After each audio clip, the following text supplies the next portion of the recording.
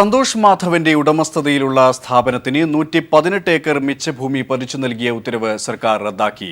നടപടിക്കെതിരെ ഉയർന്ന ശക്തമായ പ്രതിഷേധത്തെ തുടർന്നാണ് ഈ തീരുമാനം.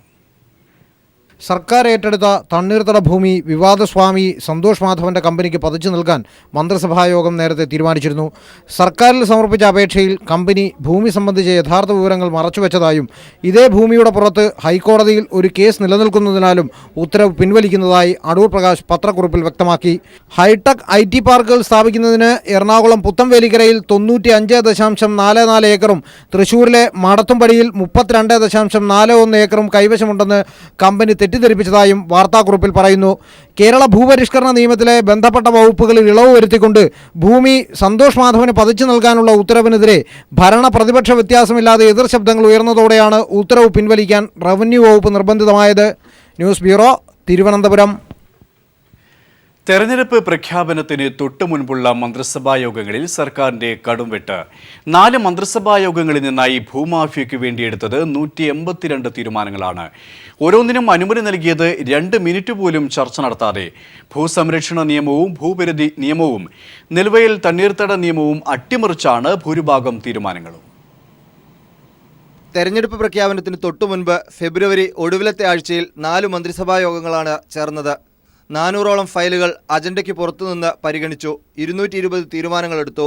ഇതിൽ 182 തീരുമാനങ്ങളും ഭൂമാഫിയയ്ക്ക് വേണ്ടി റവന്യൂ വകുപ്പ് നടത്തിയ ഇടപെടലുകളായിരുന്നു.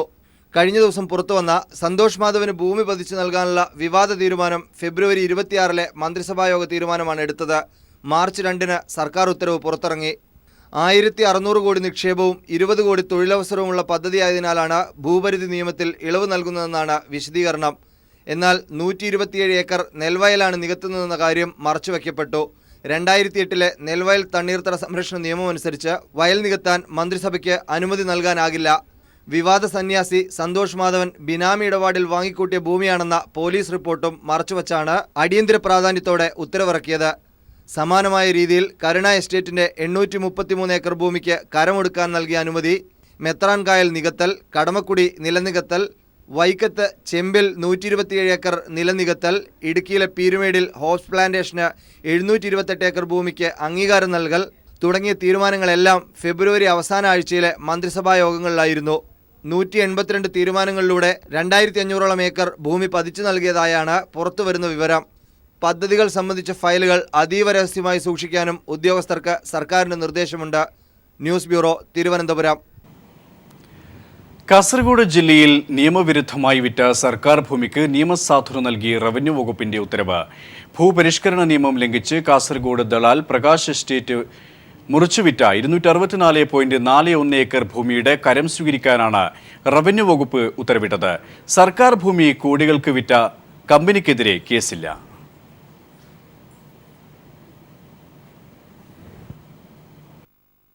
കാസർഗോഡ് ജില്ലയിൽ ഹോസ്ദുർ താലൂക്കിൽ Prakash plantation private limited Kerala ഭൂപരിഷ്കരണ നിയമം ലംഘിച്ച് മുറിച്ചുവിറ്റ 264.41 ഏക്കർ ഭൂമിക്ക് നിയമസാധുത നൽകിയുള്ള ഉത്തരവാണ് റവന്യൂ വകുപ്പ് പുറത്തിറക്കിയത്. ഉത്തരവിന്റെ പകർപ്പ് പീപ്പിളിന് ലഭിച്ചു. ഭൂപരിഷ്കരണ നിയമപ്രകാരം 275 ഏക്കർ ഭൂമിക്കാണ് തോട്ടത്തിന് നൽകുന്ന ഇളവ് വ്യവസ്ഥകൾക്കനുസൃതമായി നൽകിയിരുന്നത്. എന്നാൽ ഇളവ് വ്യവസ്ഥ ലംഘിച്ച് കമ്പനി പലപ്പോഴായി ഭൂമി മുറിച്ചുവിറ്റു. നിയമലംഘനം നടത്തിയ കമ്പനിയുടെ കൈവശമുള്ള ഭൂമി മിച്ചഭൂമിയായി ഏറ്റെടുക്കണമെന്നതാണ് ചട്ടം. 205 വ്യക്തികൾക്കായാണ് ഭൂമി കമ്പനി കൈമാറിയിരിക്കുന്നത്. ഇവരുടെ അപേക്ഷ പരിഗണിച്ചാണ് കമ്പനി കോടിക്കണക്കിന് രൂപയ്ക്ക് മുറിച്ചുവിറ്റ മിച്ചഭൂമിക്ക് കരം സ്വീകരിക്കാൻ സർക്കാർ ഉത്തരവിട്ടിരിക്കുന്നത്. 5 സെന്റ് മുതൽ 15 ഏക്കർ വരെയാണ് കമ്പനി സർക്കാർ ഭൂമി കൈമാറിയത്. സർക്കാർ ഭൂമി വിറ്റ കമ്പനിക്കെതിരെ റവന്യൂ വകുപ്പ് ഒരു നടപടിയും കൈക്കൊണ്ടിട്ടില്ല എന്നതും ദുരൂഹമാണ്. മന്ത്രിസഭാ യോഗത്തിന്റെ തീരുമാനപ്രകാരം പുറത്തിറങ്ങിയ ഉത്തരവിന്റെ പിന്നിൽ കോടികളുടെ ഇടപാടുകൾ നടന്നതായാണ് സൂചന. Leslie John, Idukki. കാസർഗോഡ് ദളാൽ എസ്റ്റേറ്റിന്റെ ഉടമ മുഖ്യമന്ത്രി ഉമ്മൻചാണ്ടിയുടെ ഇഷ്ടക്കാരനായിരുന്ന പുതുപ്പള്ളിക്കാരൻ. മുഖ്യമന്ത്രി ഉമ്മൻചാണ്ടിയുടെ തെരഞ്ഞെടുപ്പ് കൺവീനറായിരുന്ന CG ജോർജിന്റേതാണ് പ്രകാശ് എസ്റ്റേറ്റ്. പരേതനായ ജോർജിന്റെ മകനാണ് നിലവിലെ MD. നിയമവിരുദ്ധമായി ഭൂമി വിറ്റതിന് വിജിലൻസ് FIR രജിസ്റ്റർ ചെയ്ത കാര്യം മറച്ചുവെച്ചാണ് മുഖ്യമന്ത്രിയുടെ ഇഷ്ടക്കാരനു വേണ്ടി റവന്യൂ വകുപ്പ് ഉത്തരവിറക്കിയത്. കേരള ഭൂപരിഷ്കരണ നിയമം ലംഘിച്ച് കാസർഗോഡ് ബലാളിൽ 264.41 ഏക്കർ സർക്കാർ ഭൂമി കോടികൾക്ക് മറച്ചു വിറ്റത് മുഖ്യമന്ത്രി ഉമ്മൻചാണ്ടിയുടെ പുതുപ്പള്ളിയിലെ വിശ്വസ്തനായ CG ജോർജ് ആണ്. മുഖ്യമന്ത്രി മുൻകൈയെടുത്ത് തുടക്കം കുറിച്ച Puthuppally village service cooperative bank, Meenadom Priyadarshini spinning mill തുടങ്ങിയവയുടെ സാരഥ്യം CG ജോർജിനായിരുന്നു. കൂടാതെ പുതുപ്പള്ളി പഞ്ചായത്ത് പ്രസിഡന്റ്, മുഖ്യമന്ത്രിയുടെ തിരഞ്ഞെടുപ്പ് കമ്മിറ്റി ചെയർമാൻ തുടങ്ങി നിലകളിലും CG ജോർജ് പ്രവർത്തിച്ചു വന്നു. ഇതാണ് സർക്കാർ ഭൂമി മറച്ചുവിറ്റതിന് നിയമസാധുത നൽകാൻ കാരണമായിരിക്കുന്നത്. 275 ഏക്കറുള്ള തോട്ടത്തിലെ നിയമവിരുദ്ധ ഇടപാടുകൾക്കെതിരെ നിലവിലെ ഉടമയും CG ജോർജിന്റെ മകൻ അനിൽകുമാർ ഉൾപ്പെടെയുള്ളവർക്കെതിരെ വിജിലൻസ് കേസ് നിലനിൽക്കുന്നുണ്ട്. ഇത് മറച്ചുവെച്ചാണ് മിച്ചഭൂമിയായി സർക്കാർ ഏറ്റെടുക്കേണ്ടിയിരുന്ന ഭൂമി 205 വ്യക്തികൾക്കായി കൈമാറിയത്. പണം നൽകി ഭൂമി വാങ്ങിയവരുടെ ദുരിതം അപേക്ഷയായി എഴുതി വാങ്ങിയാണ് നിയമവിരുദ്ധമായി വിറ്റ ഭൂമിക്ക് കരമീടാക്കാൻ തീരുമാനിച്ചിരിക്കുന്നത്. ഇത്തരത്തിൽ കരം സ്വീകരിച്ചാൽ ഭാവിയിൽ ഭൂമിയുടെ ഉടമസ്ഥാവകാശം നിലവിൽ പണം നൽകിയവർക്ക് ലഭിക്കില്ല. മാത്രമല്ല, സമാനമായി കോടതിയുടെ പരിഗണനയിലുള്ള കേസുകൾക്ക് സർക്കാരിന്റെ പുതിയ ഉത്തരവ് തിരിച്ചടിയാകുമെന്നാണ് നിയമവിദഗ്ധർ ചൂണ്ടിക്കാട്ടുന്നത്. Leslie John, Idukki. പി ജയരാജന് ജാമ്യം. തലശ്ശേരി സെഷൻസ് കോടതിയാണ് ജാമ്യം അനുവദിച്ചത്. CPIM ജില്ലാ സെക്രട്ടറി പി ജയരാജന് ജാമ്യം അനുവദിച്ചുകൊണ്ട് തലശ്ശേരി ജില്ലാ സെഷൻസ് കോടതി ഉത്തരവിട്ടു. 50,000 രൂപയിലും 2 ആൾജാമ്യത്തിലുമാണ് ജാമ്യം അനുവദിച്ചത്. 2 മാസത്തേക്കോ ചാർജ് ഷീറ്റ് നൽകുന്നതുവരെയോ ജില്ലയിൽ പ്രവേശിക്കരുതെന്നും അന്വേഷണ ഉദ്യോഗസ്ഥർ ആവശ്യപ്പെടുമ്പോൾ ഉദ്യോഗസ്ഥർക്ക് മുന്നിൽ ഹാജരാകണമെന്നും സാക്ഷികളെ സ്വാധീനിക്കാനോ ഭീഷണിപ്പെടുത്താനോ ശ്രമിക്കരുതെന്നുമുള്ള വ്യവസ്ഥയിലാണ് ജാമ്യം. എളന്തോട്ടത്തിൽ മനോജ് കൊല്ലപ്പെട്ട് 505 ദിവസം വരെ പി ജയരാജൻ കേസിൽ പ്രതിയല്ലെന്നായിരുന്നു CBI കോടതിയെ അറിയിച്ചത്. അതേസമയം CBI അന്വേഷണ ഉദ്യോഗസ്ഥർക്ക് മുൻപാകെ ഹാജരാകാൻ CBI അദ്ദേഹത്തിന് നോട്ടീസ് നൽകുകയും ചെയ്തു. ഇത് RSSന്റെ രാഷ്ട്രീയ സമ്മർദ്ദത്തിന് വഴങ്ങി CBI അദ്ദേഹത്തെ അറസ്റ്റ് ചെയ്യാനുള്ള നീക്കമാണെന്ന് നേരത്തെ തന്നെ ആരോപണങ്ങൾ ഉയർന്നിരുന്നു. ഈ സാഹചര്യത്തിലാണ് പി ജയരാജൻ ജാമ്യത്തിനായി കോടതിയെ സമീപിച്ചത്. എന്നാൽ പ്രതിയല്ലാത്തൊരാൾക്ക് മുൻകൂർ ജാമ്യത്തിന്റെ ആവശ്യമില്ലെന്നായിരുന്നു അന്ന് കോടതി പറഞ്ഞത്. ഉടൻ CBI അദ്ദേഹത്തെ UAPA വകുപ്പ് ചേർത്ത് പ്രതിപട്ടികയിൽ ചേർക്കുകയും അറസ്റ്റ് ചെയ്യാനുള്ള നീക്കം നടത്തുകയും ചെയ്തു. ഇതിനിടെ RSSന്റെ കണ്ണൂരിൽ നടന്ന ചിന്തൻ ബൈഠക്കിൽ പങ്കെടുക്കാനെത്തിയ മോഹൻ ഭാഗവത് അടക്കമുള്ള RSS നേതൃത്വം രാജ്നാഥ് സിംഗുമായി ചേർന്ന് നടത്തിയ രാഷ്ട്രീയ ഗൂഢാലോചനയുടെ ഭാഗമായി നടന്നതാണ് പി ജയരാജനെ കേസിൽ പ്രതിചേർത്തതെന്ന് തെളിയിക്കുന്ന RSS നേതൃത്വത്തിന്റെ കത്തും പുറത്തുവന്നു. ഇതിനിടെ കോടതിയിൽ കീഴടങ്ങിയ പി ജയരാജനെ കോടതി 1 മാസത്തേക്ക് റിമാൻഡ് ചെയ്തു. ഹൃദയസംബന്ധമായി ഗുരുതര പ്രശ്നങ്ങളുള്ള അദ്ദേഹത്തെ ഡോക്ടർമാരുടെ നിർദ്ദേശപ്രകാരം Pariyaram medical college, Kozhikode medical college, Sree Chitra medical college എന്നിവിടങ്ങളിൽ ചികിത്സയ്ക്ക് വിധേയനാക്കി. ചികിത്സയിൽ കഴിയുന്ന ജയരാജനെ 3 ദിവസം CBI ഉദ്യോഗസ്ഥർ ചോദ്യം ചെയ്തു. അദ്ദേഹത്തിനെതിരായ തെളിവുകൾ എവിടെയെന്ന കോടതിയുടെ ചോദ്യത്തിന് അഭിഭാഷകർക്ക് തെളിവുകളൊന്നും ഹാജരാക്കാനായതുമില്ല. 1 മാസത്തെ റിമാൻഡിന് ശേഷം ഏപ്രിൽ 8 വരെ റിമാൻഡ് കാലാവധി നീട്ടിയ സാഹചര്യത്തിലാണ് പി ജയരാജൻ ജാമ്യത്തിനായി വീണ്ടും കോടതിയെ സമീപിച്ചത്. തികച്ചും RSS നടത്തിയ രാഷ്ട്രീയ സമ്മർദ്ദത്തിന്റെ ഭാഗമാണ് UAPA വകുപ്പും പ്രതിപട്ടികയുമെന്ന അദ്ദേഹത്തിന്റെ അഭിഭാഷകന്റെ വാദം കോടതി അംഗീകരിച്ചതിന്റെ തെളിവാകുകയാണ് അദ്ദേഹത്തിന് ലഭിച്ച ജാമ്യം. PV Joshila, news bureau, Kannur. ജാമ്യം ലഭിച്ച പി ജയരാജൻ ആശുപത്രി വിട്ടിരിക്കുകയാണ്. വിശദാംശങ്ങൾ നൽകാൻ ജോഷില ചേരുന്നു. ജോഷില, പി ജയരാജൻ ആശുപത്രി വിട്ടു. കൂടുതൽ വിവരങ്ങൾ. സുരേഷ്, അല്പസമയം മുമ്പാണ് ജയിൽ മോചനത്തിന്റെ നടപടിക്രമങ്ങളെല്ലാം പൂർത്തിയായ ശേഷം ജില്ലാ ആയുർവേദ ആശുപത്രിയിൽ നിന്നും അദ്ദേഹം സഹോദരി സതീദേവിയുടെ വടകരയിലെ വീട്ടിലേക്ക് യാത്രയായത്. അഭിവാദ്യം അർപ്പിക്കാനും അതേപോലെ സ്നേഹനിർഭരമായ സ്വീകരണം നൽകാനും CPIM സംസ്ഥാന secretary Kodiyeri Balakrishnan, MV Jayarajan, EP Jayarajan അടക്കമുള്ള എല്ലാ നേതാക്കളും അതുപോലെ 100 കണക്കിന് പ്രവർത്തകരും ആശുപത്രിയിലെത്തിയിരുന്നു. കമ്മ്യൂണിസ്റ്റ് പാർട്ടിയെ ഭീകര സംഘടനയായി ചിത്രീകരിക്കാനുള്ള ശ്രമമായിരുന്നു RSSും ഉമ്മൻചാണ്ടിയും ചേർന്ന് നടത്തിയതെന്ന് പി ജയരാജൻ ജയിൽമോചിതനായ ശേഷം യാത്രയാവും മുമ്പേ മാധ്യമപ്രവർത്തകരോട് പറഞ്ഞു. ഇതിന്റെ ഭാഗമായാണ് തന്റെ കേസിൽ UAPA വകുപ്പ് ചേർത്തതെന്നും അദ്ദേഹം പറഞ്ഞു. എന്തായാലും കോടതി സത്യം തിരിച്ചറിഞ്ഞതിൽ സന്തോഷമുണ്ടെന്നും അദ്ദേഹം മാധ്യമങ്ങളുമായി പങ്കുവച്ചു. വ്യക്തമാണ്. PV ജോഷിലിയാണ് വിശദാംശങ്ങൾ നൽകിയത്.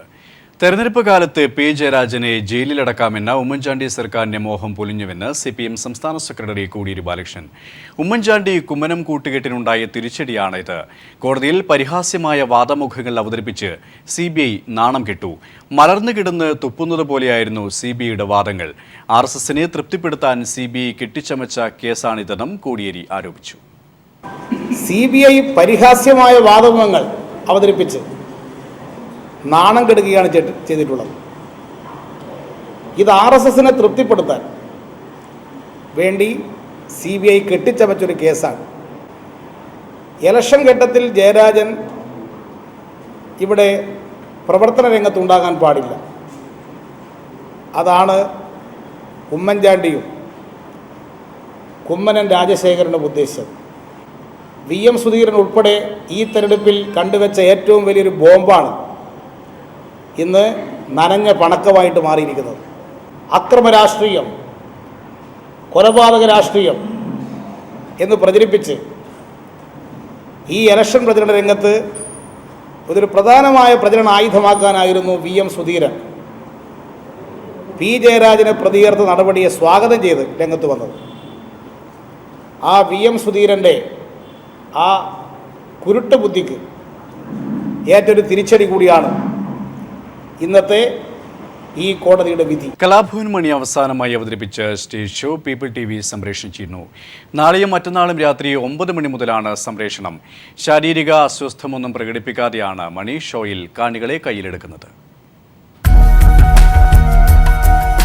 കേരളം ഇങ്ങനെ ഒരു കലാകാരനും വിട നൽകിയിട്ടുണ്ടാവില്ല. കേരളീയരെ ചിരിപ്പിച്ച്, നൃത്തം ചെയ്യിപ്പിച്ച്, ഒടുവിൽ കരയിച്ച് കലാഭവൻ മണി യാത്രയായി. മണിനാദം നിലച്ചിട്ടില്ല, മാഞ്ഞിട്ടില്ല. കലാഭവൻ മണിയുടെ അവസാന സ്റ്റേജ് പ്രോഗ്രാം പീപ്പിൾ TV സംപ്രേഷണം ചെയ്യുന്നു. മാർച്ച് 24, 25 തീയതികളിൽ രാത്രി 9 മുതൽ. മുത്താണ് മണിമുത്ത്. നിങ്ങളുടെ പീപ്പിൾ TVയിൽ മാത്രം. കലാഭവൻ മണിയുടെ ശരീരത്തിൽ കീടനാശിനിയുടെ അംശം ഇല്ലായിരുന്നുവെന്ന് ആവർത്തിച്ച് കൊച്ചി അമൃത ആശുപത്രിയുടെ റിപ്പോർട്ട്. മരണവുമായി ബന്ധപ്പെട്ട പോസ്റ്റ്മോർട്ടത്തിന്റെ പൂർണ്ണ റിപ്പോർട്ട് പോലീസിന് കൈമാറി. കരൾ രോഗവും കിഡ്നിയുടെ തകരാറുമാണ് മരണകാരണമെന്ന് റിപ്പോർട്ടിൽ പറയുന്നു. പോലീസ് ഡോക്ടർമാരുടെയും ലാബ് ജീവനക്കാരുടെയും മൊഴിയെടുത്തു. മറ്റു വാർത്തയിലേക്ക്. RSS നേതൃത്വവും മോദി വിഭാഗവും തമ്മിലുള്ള അഭിപ്രായ ഭിന്നത രൂക്ഷമാകുന്നു. മോദിയെ സ്തുതിച്ച് BJP നേതാക്കൾ എത്തുന്നതിനെതിരെ RSS രംഗത്തെത്തി. മോദിയെ പുകഴ്ത്തുന്നത് BJP നേതാക്കൾ അവസാനിപ്പിക്കണമെന്ന് RSS അമിത്ഷായ്ക്ക് നിർദ്ദേശം നൽകി. സംവരണ വിഷയത്തിൽ ഇരുതട്ടിലായ മോദി വിഭാഗവും RSS നേതൃത്വവും തമ്മിലുള്ള ഭിന്നത ഇതോടെ രൂക്ഷമായി. ഇന്ത്യക്ക് ലഭിച്ച സമ്മാനമാണ് മോദിയെന്ന് BJP ദേശീയ നിർവാഹക സമിതി യോഗത്തിൽ വെങ്കയ്യ നായിഡു അടക്കമുള്ളവർ പറഞ്ഞിരുന്നു. ഞായറാഴ്ച ദില്ലിയിൽ നടന്ന ദേശീയ നിർവാഹക സമിതി യോഗത്തിലെ BJP നേതാക്കളുടെ മോദി സ്തുതികളാണ് RSS നേതൃത്വത്തെ ചൊടിപ്പിച്ചത്. ദൈവം ഇന്ത്യക്ക് നൽകിയ സമ്മാനമാണ് മോദിയെന്നും പാവങ്ങളുടെ മിശിഹായാണെന്നും ലോകത്തിനു മുന്നിൽ ഇന്ത്യ അറിയപ്പെടുന്നത് മോദിയുടെ മാത്രം പേരിലാണെന്നുമായിരുന്നു വെങ്കയ്യ നായിഡുവിന്റെ പ്രസ്താവന. ഇതിന് പിന്നാലെ വിവിധ സംസ്ഥാനങ്ങളിലെ BJP നേതാക്കളും മോദിയെ പുകഴ്ത്തി രംഗത്തെത്തി. ഇതാണിപ്പോൾ RSS നേതൃത്വത്തെ ചൊടിപ്പിച്ചിരിക്കുന്നത്. സംവരണ വിഷയം മുതൽക്കേ മോദി വിഭാഗവുമായി ഇരുതട്ടിലായ RSS നേതൃത്വം ഇക്കാര്യത്തിലെ അമർഷം തുറന്നടിച്ചു. നാഗ്പൂരിലെ പ്രതിനിധി സഭയ്ക്ക് ശേഷം സുരേഷ് ഭയ്യ ജോഷി, കൃഷ്ണഗോപാൽ, ദത്താത്രേയ ഹോസ്ബാലെ അടക്കമുള്ള RSS നേതാക്കൾ BJP അധ്യക്ഷൻ അമിത്ഷാ മുമ്പാകെ ഇക്കാര്യത്തിലെ അമർഷം വ്യക്തമാക്കി. മോദി പുകഴ്ത്തൽ അവസാനിപ്പിക്കണമെന്നും വികസന കാര്യങ്ങൾ മുൻനിർത്തി പ്രസ്താവനകൾ നടത്താനും കർശന നിർദ്ദേശം നൽകി. കേരളത്തിലടക്കം വരുന്ന തെരഞ്ഞെടുപ്പുകളിലും മോദി സ്തുതി തുടരുന്നത് ഗുണകരമാകില്ലെന്നും വ്യക്തമാക്കി. ബീഹാർ തെരഞ്ഞെടുപ്പ് പരാജയത്തിന് പിന്നാലെ സംവരണ കാര്യത്തിൽ പ്രകടിപ്പിച്ച മോദി വിഭാഗവും RSS നേതൃത്വവും തമ്മിലുള്ള അതിർത്തി ഇതോടെ തുറന്ന പോരിലേക്ക് വഴിവെച്ചിരിക്കുകയാണ്. News bureau, Delhi. ബെൽജിയം ഭീകരാക്രമണത്തിന് പിന്നിൽ പ്രവർത്തിച്ചവരെന്ന് കരുതുന്നവരുടെ ദൃശ്യങ്ങൾ പുറത്തുവന്നു. ബെൽജിയം പോലീസാണ് ചിത്രങ്ങൾ പുറത്തുവിട്ടത്. എയർപോർട്ടിലെ CCTVയിൽ പതിഞ്ഞ 3 പേരുടെ ദൃശ്യങ്ങളാണ് പുറത്തുവന്നത്. ഇതിൽ 2 പേർ കറുത്ത വസ്ത്രവും ഒരാൾ ലൈറ്റ് കളർ വസ്ത്രവുമാണ് ധരിച്ചിരിക്കുന്നത്. കറുത്ത വസ്ത്രം ധരിച്ചവരാണ് ചാവേറായി പൊട്ടിത്തെറിച്ചതെന്നാണ് പോലീസിന്റെ വിശദീകരണം. മൂന്നാമത്തെയാൾ ബോംബ് സ്ഥാപിച്ച ശേഷം രക്ഷപ്പെട്ടെന്നും ഇയാൾക്കായുള്ള അന്വേഷണം പുരോഗമിക്കുകയാണെന്നും ബെൽജിയം പോലീസ് അറിയിച്ചു. അതേസമയം തങ്ങൾക്കെതിരെ പ്രവർത്തിക്കുന്ന രാജ്യങ്ങൾക്ക് മുന്നറിയിപ്പുമായി ഇസ്ലാമിക് സ്റ്റേറ്റ് രംഗത്ത് വന്നു. ഈ രാജ്യങ്ങൾക്ക് ഇനി ഇരുണ്ട ദിനങ്ങളായിരിക്കും വരാൻ പോകുന്നതെന്നാണ് IS വാർത്താക്കുറിപ്പിൽ പറയുന്നത്.